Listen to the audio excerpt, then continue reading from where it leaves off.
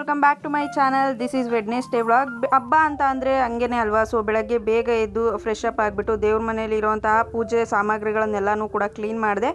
ನಾನು ಸ್ನಾನ ಮಾಡ್ಕೊಬರೋದಕ್ಕೆ ಹೋದೆ, ಜೊತೆಗೆ ದಿಯಾ ಕೂಡ ಬೇಗ ಎದ್ಲು. ಸೊ ಇಬ್ಬರು ಕೂಡ ಫ್ರೆಶ್ ಅಪ್ ಆಗಿ ರೆಡಿ ಆಗಿಬಿಟ್ಟು ಬಂದ್ವಿ. ಆನಂತರ ಆ್ಯಸ್ ಯೂಶ್ವಲ್ ಬಿಸಿನೀರು ಕುಡಿತಾ ಇದ್ದೆ. ನಿಮಗೆ ಲಾಸ್ಟ್ ವ್ಲಾಗಲ್ಲಿ ಹೇಳಿದ್ದೆ ಅಲ್ವಾ, ಕ್ಯಾರೆಟ್ ಬೀಟ್ರೋಟ್ದು ಐಸ್ ಕ್ಯೂಬ್ ಮಾಡಿಟ್ಟಿದ್ದೆ. ಸೊ ಅದನ್ನು ಹಾಕ್ಕೊಂಡು ಬೆಳಗ್ಗೆನೆ ಕುಡಿದು, ಜೊತೆಗೆ ಅನ್ನ ಮಾಡೋದಕ್ಕೆ ಅಂತ ಇಟ್ಟೆ. ಅದಾದಮೇಲೆ ಹೆಸರುಬೇಳೆ ಪಾಯಸ ಮಾಡೋಣ ಅಂತ ಹೆಸರುಬೇಳೆನ ಹಾಕ್ಕೊಂಡು ಒಂದು 2ರಿಂದ 3 ಸಲ ನೀಟಾಗಿ ವಾಶ್ ಮಾಡಿಬಿಟ್ಟು 2 ವಿಷಲ್ ಕೂಗಿಸ್ಕೋಬೇಕಾಗುತ್ತೆ. ಆನಂತರ ಬಿಸಿನೀರು ಕೂಡ ಕಾಯ್ದಿತ್ತು. ಆ ಅಕ್ಕಿಯನ್ನು ತಂದುಬಿಟ್ಟು ನೀಟಾಗಿ ಅದನ್ನು ಕೂಡ 2ರಿಂದ 3 ಸಲ ನಾವು ವಾಶ್ ಮಾಡಿಬಿಟ್ಟು ಏನಂತ ಅಂದರೆ ಆ ಅಕ್ಕಿಯನ್ನು ಬಳಸಬೇಕಾಗುತ್ತೆ. ಯಾವುದೇ ಅಕ್ಕಿ ಆದರೂ ಅಷ್ಟೇ, ಸೊಸೈಟಿದಾಗಿರ್ಬೋದು ಅಂಗಡಿದಾಗಿರ್ಬೋದು. ಆನಂತರ 2ರಿಂದ 3 ವಿಷಲ್ ಕೂಗ್ತು. ಅದು ಕೂಗಿ ವಿಷಲ್ ಬಿಡೋ ಅಷ್ಟೊತ್ತಿಗೆ ನಾವು ರೆಡಿ ಮಾಡ್ಕೊಳ್ಳೋಣ ಪಾಯಸಕ್ಕೆ ಅಂತ ಗೋಡಂಬಿ ಮತ್ತು ಬಾದಾಮಿನ 5ರಿಂದ 6 ಹಾಕ್ಬಿಟ್ಟು ಅದಕ್ಕೆ ಕಾಯನ್ನು ಮಿಕ್ಸ್ ಮಾಡಿ 2 ಏಲಕ್ಕಿಯನ್ನು ಹಾಕಿಬಿಟ್ಟು ನೀಟಾಗಿ ನುಣ್ಣಗೆ ಗ್ರೈಂಡ್ ಮಾಡಿ ಸೈಡ್ಗೆ ಎತ್ತಿಟ್ಕೊಳ್ತಾ ಇದ್ದೆ. ಅಷ್ಟರಲ್ಲಿ ಅನ್ನ ಕೂಡ ಬೇಯಿತು. ಅದನ್ನು ಬಸ್ಕೊಂಡಾದಮೇಲೆ ವಿಷಲ್ ಕೂಡ ಬಿಟ್ಟಿತ್ತು. ನೆಕ್ಸ್ಟು ಅದಕ್ಕೇ ಇವಾಗ ಏನು ಹೆಸರುಬೇಳೆ ಬೆಂದಿತ್ತು ಅಲ್ವಾ, ಸೊ ಅದಕ್ಕೆ ಶಾವಿಗೆ ಸ್ವಲ್ಪ ಹಾಕೋಣ, ಟೇಸ್ಟ್ ಚೆನ್ನಾಗಿರುತ್ತೆ ಅಂತ ಶಾವಿಗೆ ಕೂಡ ಫ್ರೈ ಮಾಡಿಕೊಂಡು ಸೈಡ್ಗೆ ಎತ್ತಿಟ್ಕೊಂಡೆ.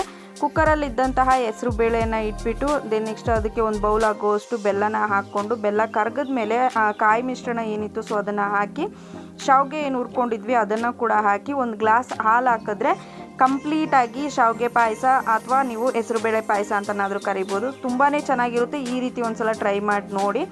ಯಾಕೆಂತ ಅಂದರೆ ಕೆಲವರು ಹೆಸರುಬೇಳೆನ ಹುರ್ಕೊಂಡು ಮಾಡ್ತೀರಾ, ಸೊ ಅದು ಬಿಟ್ಟರೆ ಈ ರೀತಿ ಕೂಡ ಮಾಡ್ಬೋದು. ನೆಕ್ಸ್ಟು ಹಾಗೆಯೇ ವೆಜಿಟೇಬಲ್ ರೈಸ್ ಮಾಡೋಣ. ಸಿಂಪಲ್ ಆಗಿರುವಂಥ ವೆಜಿಟೇಬಲ್ ರೈಸ್. ಇದು ಪಲಾವ್ ಅಂತ ಹೇಳೋ ಆಗಿಲ್ಲ, ಸುಮ್ಮನೆ ವೆಜಿಟೇಬಲ್ ರೈಸ್ ಅಷ್ಟೇ. ಇದು ಸಿಂಪಲ್ಲಾಗಿ ಮಕ್ಳು ಲಂಚ್ ಬಾಕ್ಗೂ ಕೂಡ ಕ್ವಿಕ್ಕಾಗಿ ಮಾಡಿಕೊಡ್ಬೋದು ನೀವು.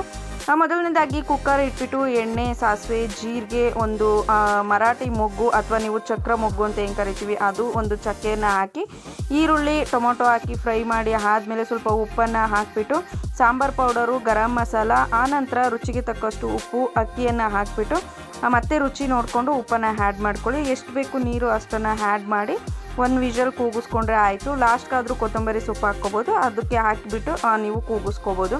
ಕೋಸಂಬರಿಗೂ ಕೂಡ ರೆಡಿ ಮಾಡಿ ಸೈಡಲ್ಲಿ ಇಟ್ಟಿದ್ದೆ. ಆನಂತರ ಪಾಲಕ್ ಸೊಪ್ಪಿತ್ತು. ಸೊ ಅದು ಒಂದಿನ ಕಳೆದ್ಬಿಟ್ರೆ ಅಲ್ಲೇ ಕರ್ಗೋಗ್ಬಿಡುತ್ತೆ, ಆಲ್ರೆಡಿ ಕರ್ಗೋಗಿತ್ತು. ಸೊ ಹಾಗಾಗಿ ಪಾಲಕ್ ಬೋಂಡ ಮಾಡೋಣ ಅಂತ ಏನು ಮಾಡಿದೆ, ಪಾಲಕ್ ಸೊಪ್ಪನ್ನು ಕಟ್ ಮಾಡ್ಕೊಂಡು ಇಟ್ಕೊಂಡಿದ್ದೆ.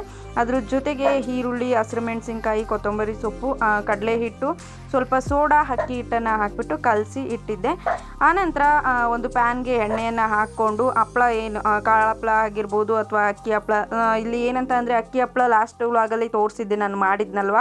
ಸೊ ಅದು ಎಷ್ಟು ಹೂವು ಅರಳ್ದಂಗೆ ಅರಳ್ತಾ ಇದೆ ಅಂತ ಅಂದರೆ ತುಂಬಾ ಸ್ಮೂತಾಗಿ ಬಂದಿತ್ತು ಅಂತಲೇ ಹೇಳ್ಬೋದು.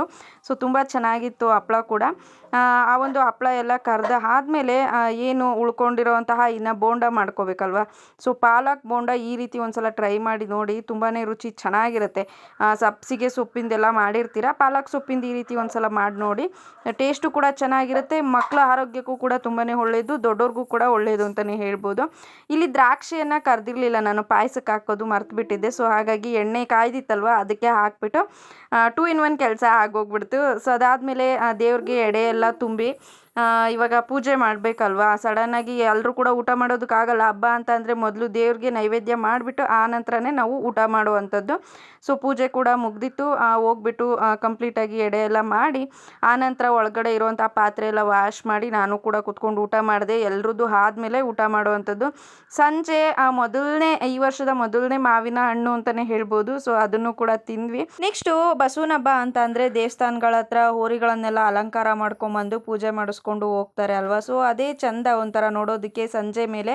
ಹಾಗಾಗಿ ದೇವಸ್ಥಾನದ ಹತ್ರ ಎಲ್ಲರೂ ಕೂಡ ಬಂದಿದ್ರು. ಆನಂತರ ಇಲ್ಲಿ ಪ್ರಸಾದಕ್ಕೆ ಅಂತ ಕೋಸಂಬರಿ ಆಗಿರ್ಬೋದು, ಜೊತೆಗೆ ಮಜ್ಜಿಗೆ ಆಗಿರ್ಬೋದು, ಪಾನಕ ಎಲ್ಲನೂ ಕೂಡ ಮಾಡಿದರು. ನಾವು ಕೂಡ ಇಸ್ಕೊಂಡು ಮನೆ ಕಡೆ ಬಂದ್ವಿ. Thank you for watching.